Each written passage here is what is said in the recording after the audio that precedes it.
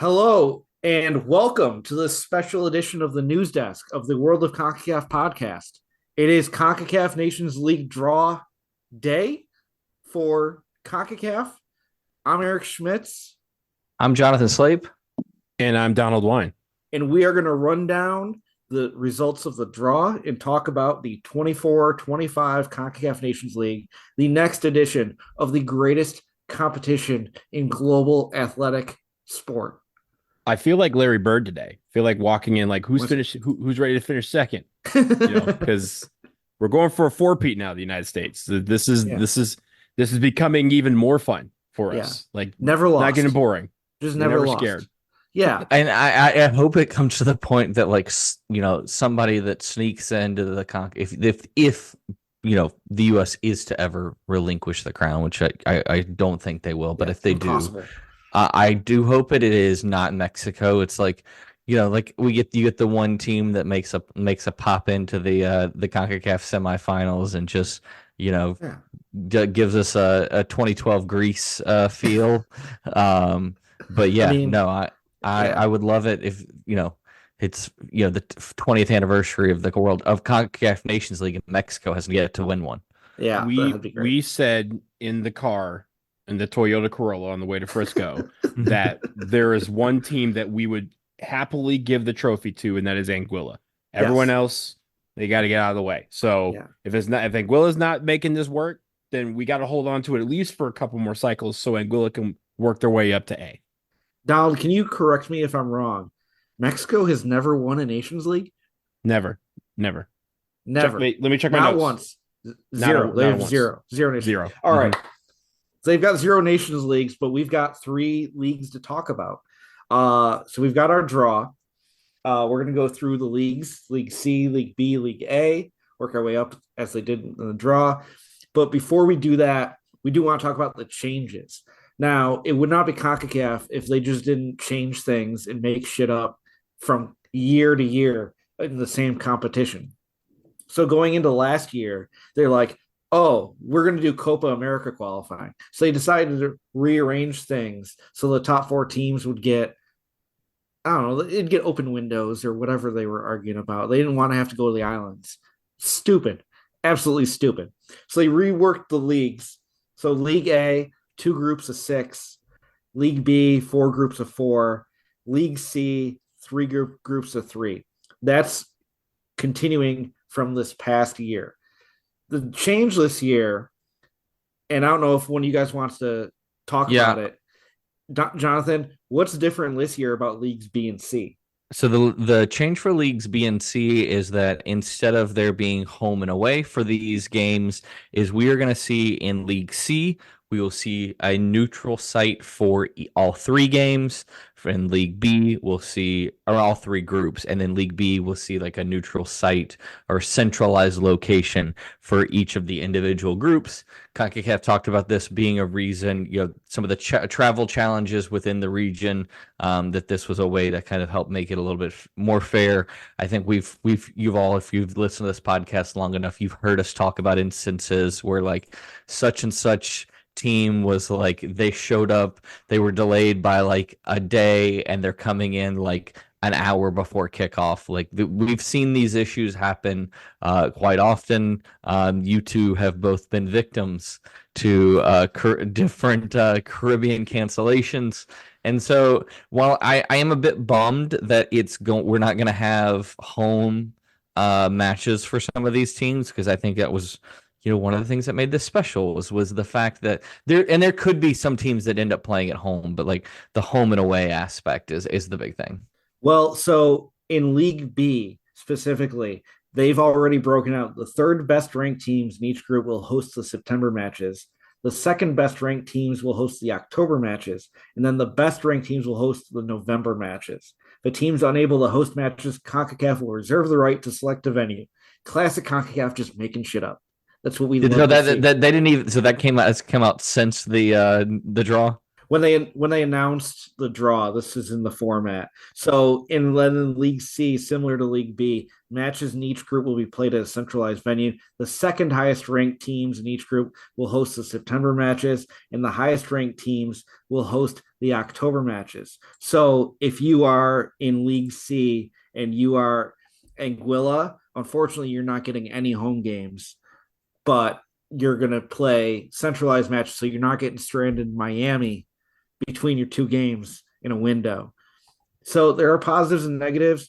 Obviously, we live in a vibes-based economy. So if a team can't take advantage of their own home vibes, I don't know if that really helps the competition. But for the players, for travel purposes, I know we deal with weather affecting travel a lot. I think it just makes things more consistent, if anything. Donald, what It's do you think hurricane about season. this? It's hurricane season during the fall. It has affected some games. It affected some games last fall.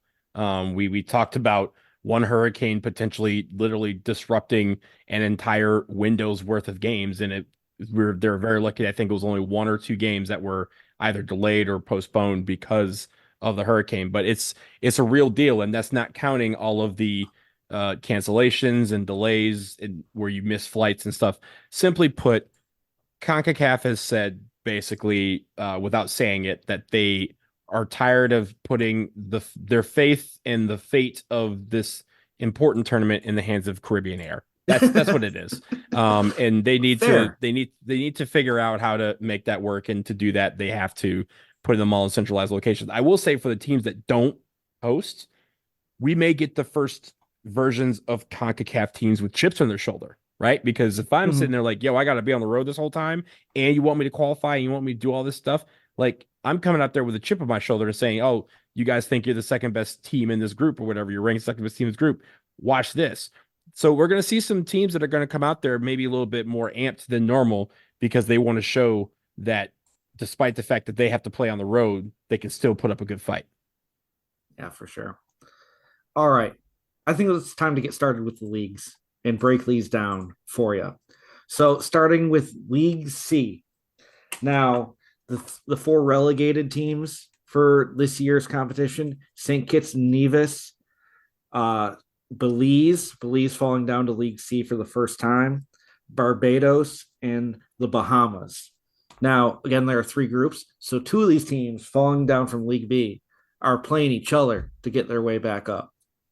And a thing to note is there's only three groups. So a second place team is actually going to get promoted based on results in these games. So in Group A, you've got two of those relegated teams. You've got Barbados, Bahamas, and the U.S. Virgin Islands. In Group B, you've got Belize, Turks and Caicos, and our boys in Anguilla.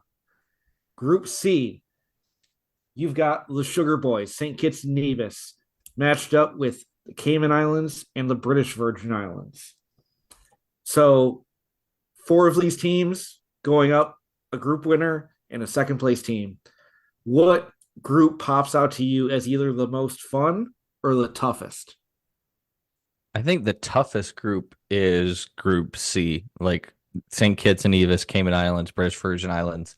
I mean, all of those teams have performed quite well throughout the past few years. St. Kitts also being one of the teams that got relegated down, and so that's the one that I think, honestly, though, also maybe the most fun. I mean, it's hard to say like there's a group in here that is bad or not fun. I think when we're talking about these groups here, but I think C may be the most fun for me. I think the most fun one is Group B because you have Belize, who, yes, they just got dropped, but Turks and Caicos and Anguilla also have experience playing already, and that experience was against each other in an epic first round World Cup qualifying battle that they had. So I'm interested to see again how Turks and Caicos comes out against Anguilla, knowing that Anguilla knocked them out of the World Cup already. They're one of the first teams in the world to be knocked out of the World Cup, and it was Anguilla that did it. But also Belize, how they handle beating these teams who, again, are going to come out with a little bit of a chip on their shoulder. Anguilla is not going to have any home games. But as you mentioned, one of these two teams, if they play well enough, could be that second place team that gets enough points to earn it. To do that, one of them is going to have to beat Belize, but I think that's possible. Yeah, I do think the Group B, Turks and Caicos, Anguilla, they played 2 KG matches in March, and now they're going to play 2 matches again in the fall. I think that's going to be a very tightly contested group. And I think Group A, I mean, the U.S. Virgin Islands, they actually got some competitive games already this year in that first round of World Cup qualifying. Barbados and Bahamas, those are arguably a little bit of a tier up from the U.S. Virgin Islands in CONCACAF. But since Barbados and Bahamas are playing each other, like one of them has to get results to be able to escape League C. So there's going to be some contested games. And you would think that because there's one second place team that can qualify, you would think that the favorite for that goes to whichever Barbados or Bahamas does not win that group, but they're actually at a disadvantage because they're playing each other. They may not get max points against each other. It may be 2 draws and they both kind of beat the Virgin Islands, which will allow somebody from another group who has a couple of wins to creep up past one of them into that second place slot that gets promoted. Yeah. All right. So that is League C. Probably, I mean, League C is what it's all about. But it's time to talk about League B. So League B, we've got, again, teams relegated from League A and teams promoted from League B. For this edition of Nations League, the relegated teams include Haiti, El Salvador, Grenada, and being relegated for the first time out of League A, Curacao. Getting promoted from League C, you've got Aruba, Dominica, Bonaire, and St. Martin, with Bonaire and St. Martin making their first appearances in League B, getting promoted for the first time. Bonaire, honestly, having one of the best years in their federation's history as far as competitive results. So exciting times in Bonaire. Interesting to have all 3 of the ABC Islands in League B, but they're all in separate groups. So let's run down the groups. In Group A, we've got El Salvador, Montserrat, Vincent, and Bonaire. In Group B, we've got Curacao, St. Lucia, Grenada, and St. Martin, the French St. Martin. In Group C, we've got Haiti, Puerto Rico, Aruba, and the other St. Martin, the Dutch one. And then in Group D, we've got Dominican Republic, Bermuda, Antigua and Barbuda, and Dominica. Now, again, we talked about how the sites for these games will be determined by seeds. So the third-ranked team will host the September matches, the second-ranked team will host the October matches, and then the penultimate November matches will be held in the site of the first-ranked team in the group. Now, Donald, when you look at these groups, which one sticks out to you, and why is it Group A? Well, first of all, Eric, you and I, we love El Salvador. We've been to El Salvador. Love the Cuscatlán, and love the people there. However, as the lone landlocked country in League B, they got to go. They can't get promoted. So that's unfortunate for them that we have to root against them in this group because of the other 3 teams. But that's just what happens when you go up against the Caribbean Football Union. Now, having said that, I think Vincent Heat, again, they have a chance to really do some damage. Montserrat has a chance to really get into the swing of things.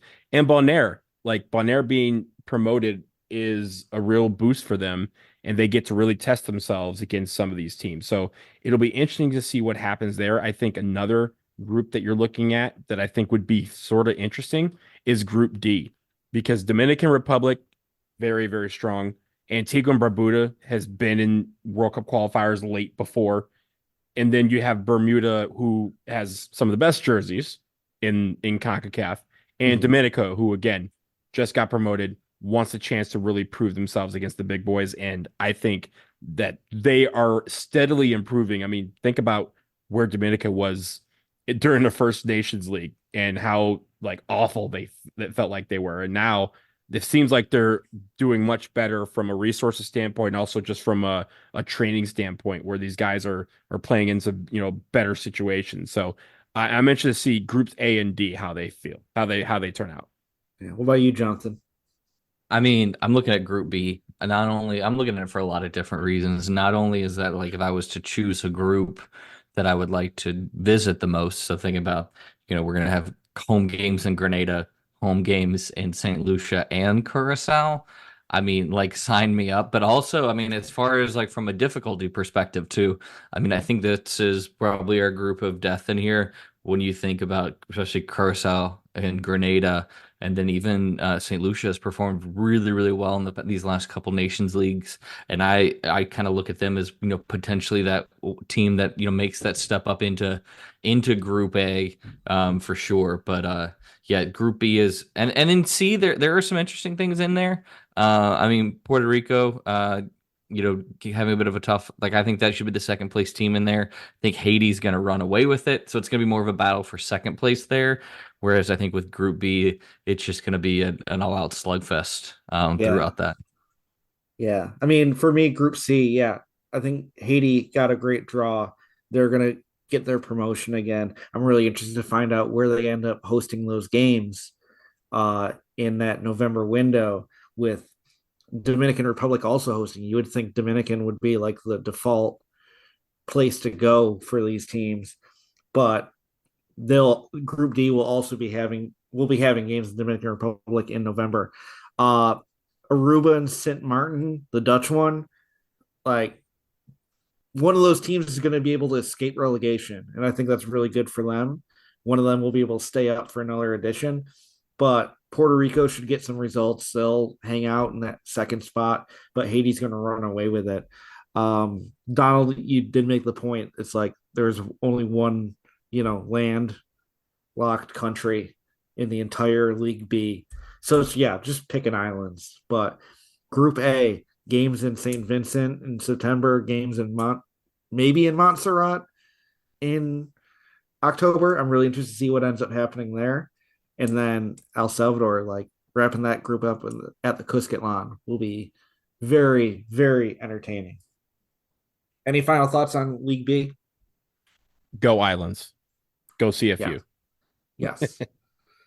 Yes, CFU. Let's see what you got. All right. Now going up to League A. League A, your promoted teams: Guadeloupe, Nicaragua, French Guiana, and Guyana. All four teams making their League A debuts. Guadeloupe actually started Nations League in the first Nations League in League C. So this is them getting promoted all the way to the top. As we've noted in League A, with these dumb quarterfinals that they decided to do, you've got four teams who are getting a bye to the quarterfinals, the top four ranked teams in Concacaf. So Mexico, the United States, Panama, and Canada getting a bye to the November quarterfinals. Those teams are ranked 1 to 4. With Canada, they will play the top League A finisher with the highest points. Panama will play the other first place team with lesser points. The United States will play the best finishing second place team. And Mexico will play the second place team with the least points.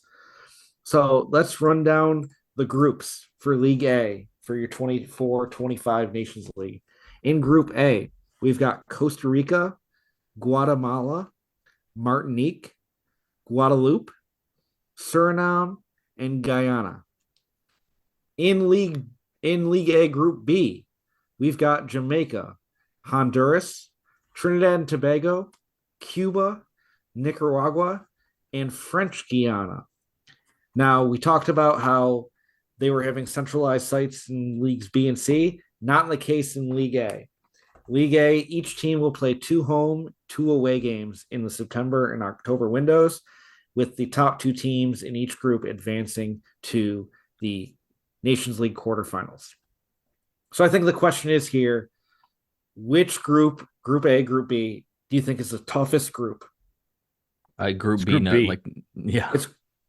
I mean, I think as we were watching the draw, it was blatantly obvious. And I think really it's that third team that decided it.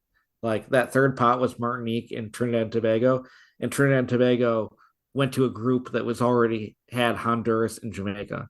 I think outside of Costa Rica, like 3 of the top 4 teams in these League A groups are in Group B. I mean, look, on the spaces that we did, Slate correctly pointed out that you have 3 teams, Jamaica, Honduras, and Trinidad and Tobago, who were fighting for qualification to the Nations League finals and also then eventually to Copa America through the playoffs in Honduras and Trinidad and Tobago. But if you look at the top 4, Jamaica, Honduras, Trinidad and Tobago, and Cuba, each of those teams could easily and feasibly win this group. I think Jamaica is far and away the team that is the favorite, but Cuba has done well, right? They've been in League A before. They've been in some of these situations where they played some teams tough. It's a question of whether they get to play at home, right? Because a lot of the games are at night and their stadium doesn't have adequate lights. But Trinidad and Tobago could win this group. Honduras could win this group. Jamaica could win this group. Cuba could, really threaten for it.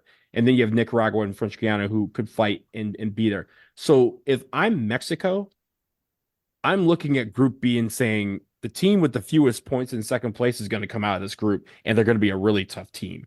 And I'm sure they're concerned about that. Whereas for the United States, they kind of lucked out because in Group A, Costa Rica is far and away the best team in that group. And then you have 5 other teams that could threaten for second place, but Guatemala is probably the team that in theory is the best of the remaining teams. But as you've said before, Eric, like Suriname could creep in there, Guyana could creep in there, Martinique can creep in there, Guadeloupe. They all have Gold Cup experience in the past, 3 or 4 tournaments where they've been in the group stage of the Gold Cup, and some of them even in the knockout stage of the Gold Cup. So that's an important thing. All these teams are tested, but I do think Group A looks to have the second place team that could be facing the United States. Yeah. And the thing I should point out from last year when we were under the same format is these were the pots of the 4 teams that advanced to the quarterfinals. Panama was in pot 1, Jamaica was in pot 2, Honduras was in pot 3, and Trinidad and Tobago was in pot 6. So just because they're ranked low does not mean, because of the Swiss style format, and if they keep the same matrix as far as scheduling, the 6-seeded teams, they don't play the best competition. That second-seeded team is going to have a very tough draw. The third and fourth place teams will be playing each other and knocking each other off. You need 7 to 9 points to have a shot to get out of these groups. And if you're playing tough teams, you're going to have tough results. So I'm really interested to see. I think we look at the groups and say, oh, yeah, Costa Rica's through, Jamaica's through, Honduras is probably through. It's like they're going to be playing each other, Jamaica and Honduras, if they play each other twice, Honduras ain't walking away with 6 points. And like you said, that's how Trinidad and Tobago sneaked in last time, is they just kind of let, the teams up top kind of beat themselves up, and they just steadily beat the teams in 4th and 5th place, and they were able to get enough points to qualify. Yeah. I mean, Trinidad and Tobago, they advanced out of the group last time. If they keep the same scheduling format from last year as a 3 seed, they are playing the 2nd seed and the 4 seed away, and then the 4 and the 6 at home. Like, there's the opportunity to get the results they need to get through. Trinidad's in a very good spot. So if the thing that sticks out to me then is Group A with all of these smaller countries. How much do they like? All it takes is one of them having stringing a couple good results together, and they're through. And we have some wild team in the quarterfinals, and we get to figure out how the hell we fly into Suriname. You jump on an airplane. Yeah, that's how you do it. Yeah, like I dare you to make me go to Suriname. I wish you would. I feel like too, like Suriname, like we saw this with Grenada too. Like Suriname would be that one. Like if we draw Suriname, like everybody's trying to figure out how to go. Like same thing with like Grenada, because like, and we're not gonna play Grenada. We're not gonna play Grenada way up very often. So like we gotta go. Yeah, just give me Whereas I feel something like, weird. Give me where I something feel like weird. this time, last time it's like, oh, we're gonna go to Trinidad again. Yeah, I don't know. I didn't mind it, except the result. I did see dumb shit, but Trinidad, it was fine. We shouldn't go back there. We should go somewhere else. That's just me. I don't know. What was the name of the bar we were at? Which one? The one on the corner on like the main drag on the avenue. I'm gonna tell you in just a second. Keep talking. Yeah, like Trinidad, obviously, there's bad connotations for all the things that have happened poorly Smokey for and the U.S. Bunty. Smokey and Bunty, yes. Smokey and Bunty on the avenue. Oh my God, I would love to just post up there again in November. But And the Um, food square. Shout out the food oh, square with Food the Square, those yeah. donuts, man, Hmm. those donuts were rocking. So, um, I'm looking at flights right now. So flying. So if the U.S. was to either get Suriname, I'm looking. I can get us there about Eric from Nashville about 750 round trip. What Listen to airline? this. We are looking I'm not flying at. fucking Liat. It's not Liat. It is. But let's pull this up real quick. Yeah. Well, what I was gonna call out was there was $394 flights to Georgetown in Guyana. Listen, Mm. I've been getting flight deals on my United app because obviously they're listening on the phone. They heard us recording the podcast last week, and they're like, "Oh, this man wants to go to Guyana." And I'm like, "Yes, but I need like a reason to go." Yeah, So I, I can get us to Guyana, 397 on United round trip, round trip. get get the fuck out. I might Is just that from go for the hell Houston? of it. Yeah, fly. We yeah, change planes in Houston. Let's Yeah, go. maybe like let's or September, there. I mean, October windows. On American through Miami 485. We're talking sub 500. Oh All my right, God. let's All right. Well, I don't want people to have to listen to us looking at flights, but you get the sense of what Nations League is doing to us. Like we now have teams, we have groups, we've got schedules. Um, yeah, I'm just so excited. Like the draw, it's just like the first step to a new year of Nations League and a new chance for the U.S. to win a trophy that Mexico has never won. So I don't think it gets any better than that. Final thoughts, Donald, Jonathan. For me, this is going to be very, very fun. And I'm looking forward to seeing this. I honestly want to see who the United States is playing in September and October because if there's some teams that we've seen before or teams that don't appear to be like, exciting, maybe we pick one of these uh neutral sites and we go there instead because I think we all look a little pale. We need to get to Yeah, the islands as soon yeah, as we possibly can. yeah. Don't threaten me with a good time, Jonathan. no nothing else for me. I'm knee deep in flight He's flight. researching. Jonathan is I may have moved past researching. jeez. Oh no. Jonathan has moved from just producer in his title to also flight travel coordinator. Logistics. Yes, logistics Vince, is the more official way to say it. Jonathan, where can people find you on Twitter You can after find me your at JSlape SSP, and then maybe occasionally you'll catch me at Broadway Sports Media writing something. yeah, Donald?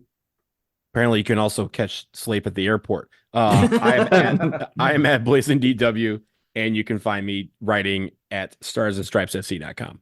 Yep. Follow us, the podcast, at Podcacaf, PODCACAF, Podcacaf, on Twitter/X, Instagram, Facebook. Also, support us on our Patreon, patreon.com/Podcacaf. You can subscribe for as little as $1 a month. We've got bonus content on there. We post one more round bonus episodes, which you can hear at any time. There's a nice library of us talking about not Concacaf nonsense. There's a nice catalog of stuff.